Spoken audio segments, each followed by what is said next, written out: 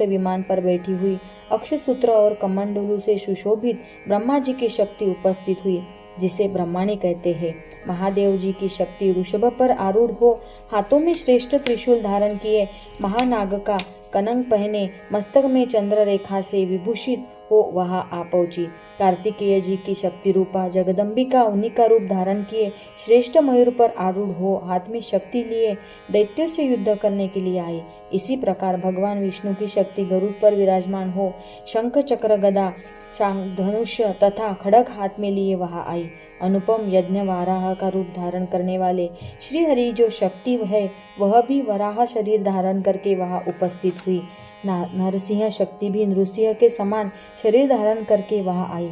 उसकी गर्दन के बालों को झटके से आकाश के तारे बिखरे पड़ते थे। इसी प्रकार इंद्र की शक्ति वज्र हाथ में लिए गजराज ऐरावत पर बैठकर आई। उसके भी सहस्त्र नेत्र थे।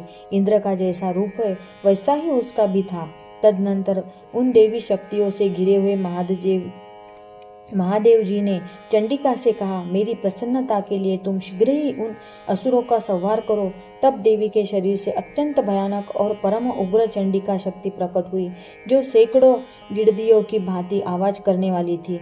उस अपराजिता देवी ने घुमिल जटा वाले महादेव जी से कहा, भगवान, आप शुंभ निशुंभ के पास दूत बनकर जाइए और उन अत्यंत गर्वीले दानव शुंभ एवं निशुंभ दोनों को कहिए, साथ ही उनके अतिरिक्त भी 2 दानव युद्ध के लिए वहां उपस्थित हो, उनको भी यह संदेश दीजिए, दैत्यों, यदि तुम जीवित रहना चाहते हो तो पाताल को लौट जाओ।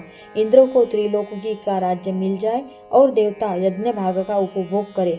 यदि बल के घमंड में आकर तुम युद्ध की अभिलाषा रखते हो तो आओ, मेरी शिवाय तुम्हारे कच्चे मांस के तृप्त हो। चूंकि उस देवी ने भगवान शिव को दूत के कार्य में नियुक्त किया था, इसीलिए वह शिवदूती के नाम से संसार में